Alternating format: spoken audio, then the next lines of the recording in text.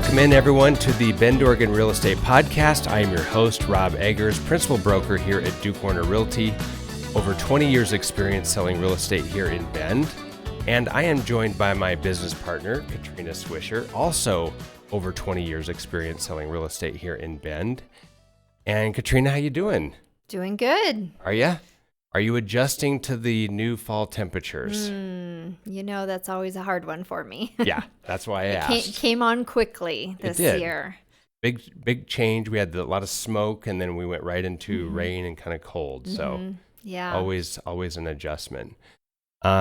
We took some time away from the podcast, just, really with the selling season, just the bulk of it during the summer months there and us being very busy. So we thought it would be a good idea to swing back with you guys and kind of do a end of summer recap and just kind of outline kind of like what we think the market is doing right now, what we think the market has done.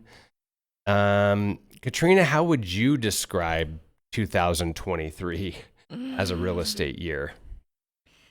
Well, my word that I've come up with for this year is bipolar. Oh, nice. Yeah. A bipolar real estate market. Bipolar real estate market. That sounds about right. It really seems fitting. There's just no medication to help it. Yeah. Can't put the real estate market on meds. Yes. So it's unpredictable. One day it's up and one day it's down, and there's a little bit of everything in between. Yeah. So with that, I get it. Bipolar. It's kind of all over the place, unpredictable. So what do you mean by one day it's up, one day it's down? I mean, I guess in that exact way, that's not the case. But I suppose per listing or price range, we have listings that sell right away and sometimes with multiple offers, and other listings that can take 2 months. So there's really just no way to predict it and to know. And we have busier times and then really, really quiet times, and just super unpredictable. I think we just don't have the expectations or the knowledge of knowing when we put a listing on what's going to happen. It does feel like that great unknown when you put something on. You do your research, you run the comps, you feel good about pricing, but you really don't know until you're kind of active and you either have phone calls and showings or you don't. Perfect example for me, I put 2 homes on the market this last week. One of them, they're both in the kind of a similar price range, just around $500,000. So I would say entry level for Bend. One of them sold in multiple offers over the weekend. The other one did not, still on the market. And people are saying that should have a price reduction. I won't go into all the details of those, but usually it's been like if you have something listed under $550, it's gone. Yeah, that should move pretty quickly. It should move pretty quickly. And, one of them did with multiple offers, the other one's still sitting, and it's a nice house. So it's really hard to tell like what scenario you're going to get. Right. And on the other hand, we can also see the same thing happen above $1 million. We can see multiple offers and sold in a couple days. Right. And bidding wars still. Yeah, even over $1 million, there's that kind of demand there too. So it's not just that low end market that we're seeing that hot trend, but it's just case by case. It's neighborhood by neighborhood. It's very all over the place with knowing, is this neighborhood the hot one or is this neighborhood the hot one? Is this listing going to fall into that category where there's pent up buyer demand, or is it not? Right. And there's really no way to know for sure. It seems like that middle area is struggling the most, kind of between that lower end and then getting up to the higher price points. But again, some listings just move faster than others, and it doesn't make sense like we usually can make sense if the listing itself has a particular issue that would cause it to struggle on the market or cause a change of price. But right now it's not about those things. Yeah. Well, there's so many things I think in our market right now that don't make sense. And that's what makes it feel like this bipolar market. You don't know what you're going to get. We can't make heads or tails of it. I'll give you an example. I'll back up. I'll describe what happens in a normal real estate market. So normal real estate market, let's say you've got low inventory. That's usually because there's high demand. The demand is keeping the inventory low. And when you have low inventory, the pricing goes up. Well, in our market right now, we have lower sales, which would generally lend to higher inventory. Like if your sales are down, then the inventory tends to accumulate. It creeps up. When your inventory tends to creep up and accumulate, people do price reductions so that price comes down because they have to compete with one another. But we're in a situation where we have low sales, low inventory, but yet pricing is still propped up. It's like that; those things don't really go together. Right. But I think I suppose it's still low inventory for the most part. Low in terms of, what are we at? Like 2 months right now. Right. About 2 months of inventory. Right. That's very low, like historically. I mean, the last 10 years since we got through the Great Recession, we've been bouncing between 2 to 3.5 months of inventory. So that's pretty low still. And with that low inventory, it's usually there's a lot of buyer demand, but we have low buyer demand, but then the pricing still is staying up. So, and in some areas there's higher buyer demand. So I think we're seeing some price adjustments in areas where the buyer demand is less, and those price ranges or areas of town or whatever it might be where the homes are sitting on the market a touch longer, where those homes are having to adjust a bit more in their pricing to be more motivated and aggressive. Right. Like, for example, we looked at the sales numbers through, was it end of September or middle of September? Today. Okay, so we looked at sales numbers for 2023, January 1st to today, which is the 28th of September. And we also looked at the last 5 years. So here's the sales numbers from beginning of the year through September of 2019. We had 1,700. 2020, we had 1,880. 2021, we had 1,867. 2022, we had 1,623. Then this year, we're at 1,240. So you've been bouncing around that 1,800, 1,700 mark. Now we're at 1,240. That's a 30% reduction in sales this year. Yeah. I mean, if someone told you, if you work for an employer and you said, hey, I'm going to have to cut your paycheck by 30%, that's a huge amount. I mean, a lot of times you talk about 3% raises, 30% is a massive difference in the market. I think there's a lot of things that go into that, though.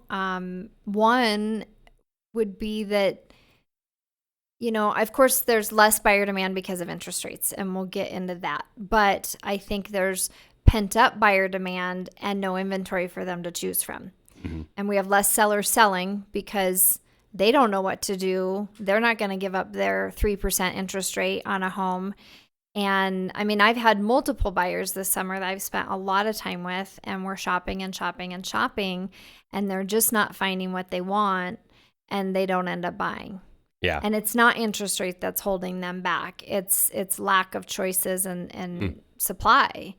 So I think we also have a lot of new construction that's pending that, builders aren't selling finished product. They're pre-selling on this new construction that's, they're selling at foundation stage.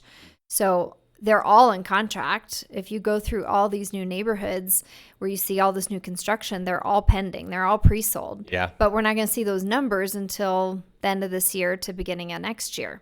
But that's really been the only choice for a lot of buyers also, is getting in on the new construction, where the value is pretty good too to get in on that. Right. So I think, in my opinion, that's two big factors into why the sales numbers are that much lower right now. Well, I think you touched on something important there too, which is that lack of inventory and the variety of things to choose from, because I feel like there's so many sellers that are at a 3% interest rate that don't want to put their home on the market because they're like, oh, I'd love to make a move. I'd love to make a change. I'd love something different, or we need to make a change, but we have our rate at 3. Right. If we go to buy something, now we're looking at 7.5. So they look at that for like a hot minute and then say, no thanks. The need isn't there. We just don't have as much of that need for transition that people may do easily in a market where interest rates are low, and it's a much easier time to say, hey, why not move? Let's find a house that's bigger, or let's size down. Or I think everyone's at a pause right now. I think that's going to lead to a lot of pent up demand on both sides, both sellers and buyers, as soon as interest rates ease up. Because you have a lot of sellers who I think would be putting their homes on the market right now if things were different. So really kind of a bit of a floodgate situation. I think so. Yeah. Because you've got all these sellers that are saying, I'm holding back. And you have buyers that are like, well, we can't really find anything. Mm-hmm. So if rates come down, sellers are going to open up and say, now let's list. Because I can buy something with a decent rate. And then you've got all the buyers are going to want to do that too. So there could be a lot of, well, you're saying both demand on the buyer side and the listing side? And the listing side. I think there is pent-up demand on sellers wanting to sell. Yeah. But not doing that right now. So this is kind of rhetorical, but what is what is the main cause of our market being slower this year? Interest rates. Yeah. I mean, here we are. According to Mortgage News Daily, right now, our 30-year fixed rate interest rate is 7.6%. That's the highest it's been this year, and the highest it's been since 2000. That's before you and I got in the real estate market.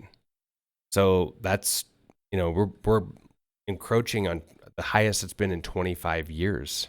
Yeah. I think when I was licensed 2001, I think my first home then was in the high 6s range, I think. Yeah. I know that when I started, it was, I think real estate, the interest rates had just creeped into the 6s. Yeah. So about the same time frame. So everything was like 6.8, 6.9. Yeah. It may have bounced back to 7.1 at one point there for a little bit, and then just kind of kept easing its way down.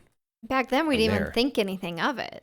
It wasn't even a discussion. We didn't talk about interest rates. It just was what it was. Right.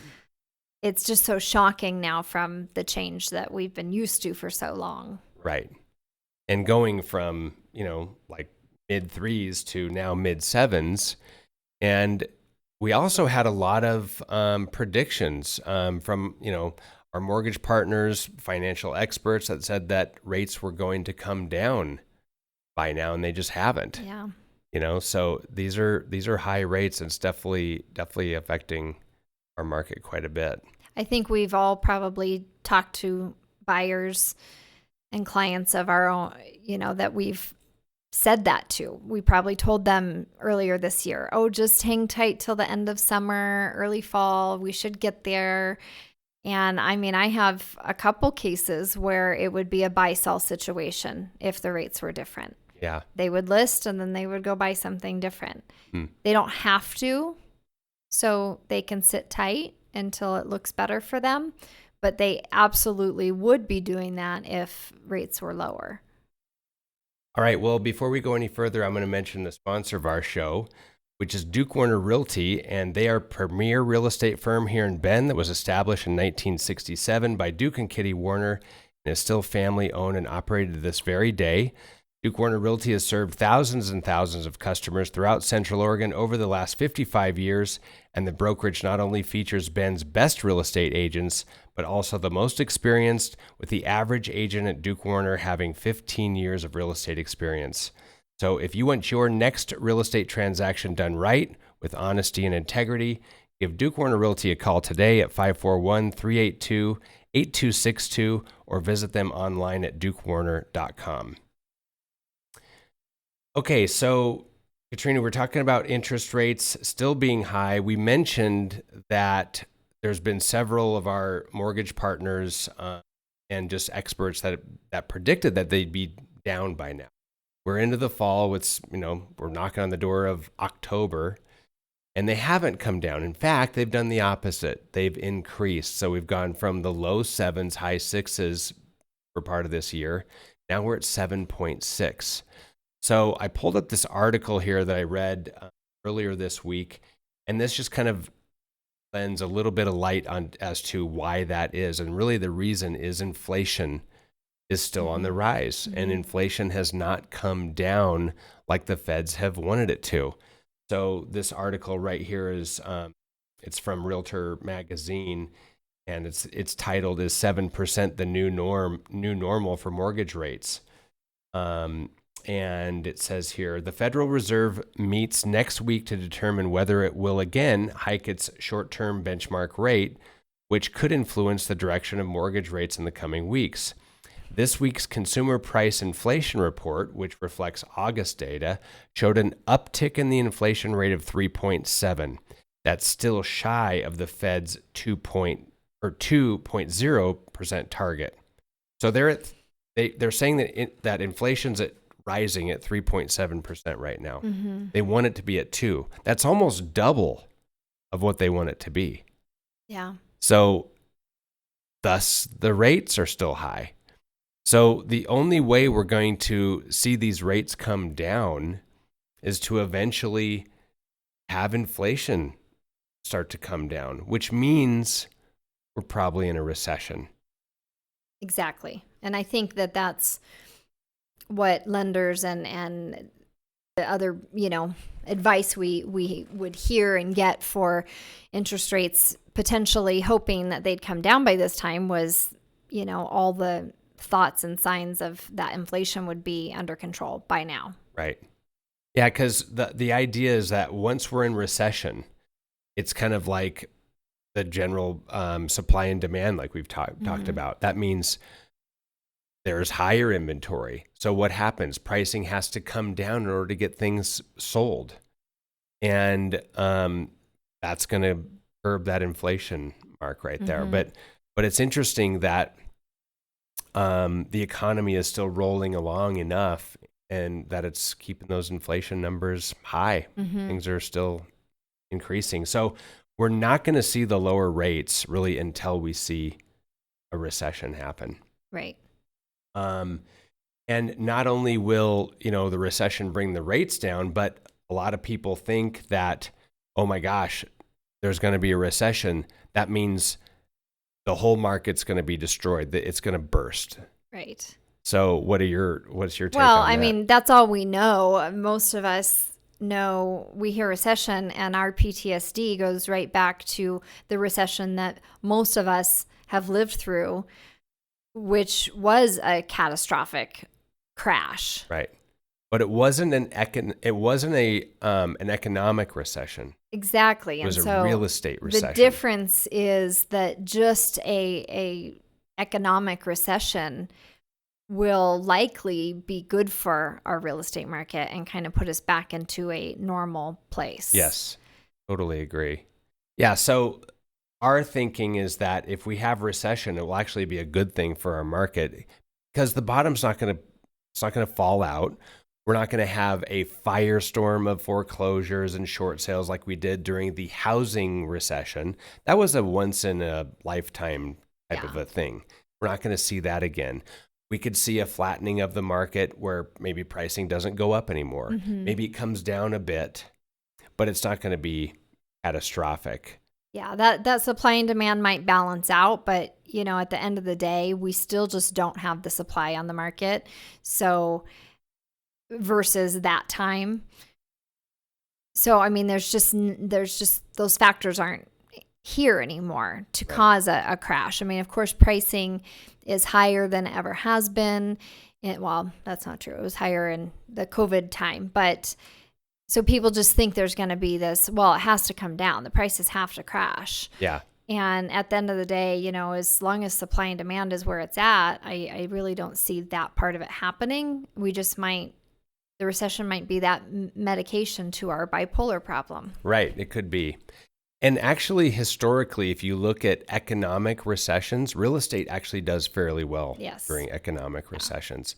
Now, again, people get confused because we called the last recession a recession, but it was really a housing crisis. It was based on housing. That's what crashed the whole thing so bad. That's why we had so many foreclosures. It wasn't a normal economic recession, which is what we're experiencing now. Right. As we know, you have to have distressed sellers to have a housing crash, and we don't have distressed sellers right now. Right. A very, very, very small percentage. And we haven't even seen any of that yet, personally. Right. Even people who paid overbid during COVID time, they had the ability to do so. And they're in a solid low interest rate, 30-year fixed loan. There's just not distress that comes with that. They're going to hang tight to that with all they have. Right. They might be upset that their value on Zillow as they look at the house value has gone down. But that doesn't mean they're going to put their home up for sale and sell it for $200,000 under what they bought it for. Right. They're just going to hold tight. They've got a good interest rate. They already qualified based on that interest rate to make that payment. They're just going to sit tight. Mm-hmm. I mean, of course, you're going to have your 1 out of 100 people that are in a true distress situation. Maybe they lose a job or something like that, and they then have to sell and they're upside down. But a lot of people who bought in the last 3 years have a lot of skin in the game too with their down payments. Mm-hmm. We weren't seeing a lot of 3% down. No, we don't see that anymore. I mean, there's a saying we've talked about before, which the best time to buy real estate is always 5 years ago. Right. And, you know, it's just like if we're waiting for something, if we're waiting for interest rates to come down, we're waiting for the market to crash, we're waiting for whatever it is we're waiting for, it's just... Never happens. Keep waiting. Mm-hmm. You know, it's just not going to happen. I think it's like the perfect time to have a child, right? Right. And so right now we're seeing just a bit more of a pause. The need isn't there to have to do it. We had a lot of need and, you know, so many people moving and making those changes during COVID that I think the need is somewhat subsided right now. And we're just, you know, in that bit of a pause period. But again, I think this is a good thing because if we can get back to a more normal market, contrary to what people may think, as realtors, we don't want the market to be like it was during COVID. No. That was insanity. Right. I mean, you were writing offers, stripping everything out of a sale agreement just to get it accepted. You couldn't even do a home inspection. You had to waive appraisal. We don't want a market. Right. Yeah, this is really just an adjustment for everything to kind of get back on a normal playing field. It's not necessarily just pricing, but all the pieces and parts that come into a deal to become more normal again and to get out of that, you know, sellers thinking they can do this and buyers thinking they can do that. And we're just more on an equal playing field and getting rid of all the crazy times that we have recently gone through. Well, it's already happened. Right. I mean, we're already kind of out of that mode. Yes, we still have some multiple offer situations, but we're not going $100,000 over. That's not happening at all. Like, you know, the over asking price multiple offer situations I've seen are usually within like $20,000 sale price. Right. And that's because the home came out at a great value. But it's already evening out because buyers are back to doing home inspections again. They're back to having more of a normal, you know, negotiation. Yes. And I think negotiation. It just made me laugh. Oh, sorry. Are you talking about negotiation with negotiation? Yes. Oh, did I sound like back I was? back in the Did time. did I sound like I was from The way Minnesota you when I said it, said you that? just had Negotiation. you just had a look on your face. Oh, negotiation. Sorry. Katrina sometimes sounds like she's from Minnesota, so she cracks up at that. I don't know what the girls meant. Yeah, no, I think that, even for us, it's feeling normal again, and we don't know what that is. It's been a while, and we may sit here and talk about how this market seems not normal for us. However, if we look at certain factors like days on the market and reducing our prices, we did that was the market pre-COVID. Yes. And it was price reductions were a necessity. And it was a healthy, normal market. So having your home listed for 90 days, 120 days, that fell right into the average time. And right now, everyone, buyers, sellers, and agents are looking at 30 days on the market or 60 days on the market going, well, what's wrong with it? Yeah. And nothing's wrong with it. We're just adapting to getting back to what we hope is normal. Yeah. So I don't know if we want to do this, but do you have any predictions of what this fall is going to look like then with interest rates at 7.6? I mean, interest rates have gone up in the last, they keep going up, right? But you and I are slammed right now, super busy. And I'm busier right now than I was all summer, really. So I don't know what that says. Buyers have, if they need to make a move, they're making a move. They've kind of adapted, I think. And summer, maybe people have just kind of waited the year out to see what might happen. But things seem really busy right now. I feel like, buyers, it always takes time to adjust, but they've adjusted to the high rates right now. If we hit a new benchmark and hits 8, it's going to not crash, but it's going to just stop things again for a while. Things will just come to a halt, and buyers are going to be like, no way am I doing this. So that could be, but who knows if we'll get there. Well, we've seen buyers throughout the summer just kind of shop. They're window shopping, and they're taking their time, and there's no sense of urgency. And they're waiting for that right deal to come up, or they're waiting to see what might happen. And I think they're finally maybe making those decisions now, and starting to make their window shopping an actual purchase. Yeah. So I think that's helping us and will through the fall, hopefully. Well, I've always said that the fall is the best time to buy if you're looking for a deal. So yes, we have high rates right now. But if you've already swallowed that pill and you're like, I'm going to pay a high rate, this is the time to buy, because you've got those sellers that they're looking at the calendar going like, okay, it's almost October. If I don't get my house sold now, I'm going to be owning it till the spring. Right. So you're going to see more price reductions come up for these listings that are still out there right now. And this is a good time for buyers to get, a bit of a deal. Right. We're having to adjust the prices that when we listed it in the summer, or potentially even the spring, what we thought the value was at that time is different than today. So we've gone through that process. We're now at probably our sales price list point, and that's where we're seeing the sales happening. And the stats actually show, don't quote me on the numbers, but I think it's like a 5 to 6% change on average from list price to sales price. Once you get there to that right sales price, yes, then you're selling at nearly 100%. Then things are holding. Or 99%. So it's just that transition time, and we're exactly at that point right now, I think, in the fall. Right. All right, so there's our recap of your bipolar real estate market here in Bend, Oregon. So I hope you guys enjoyed the show. If you're watching on YouTube, go ahead and make a comment and give us a thumbs up. We'd love to hear what your thoughts are there. Go ahead and subscribe, and also give us a thumbs up and rate us if you're watching on one of the streaming platforms. So thanks so much for joining us, guys, and we'll see you in the next one. Take care.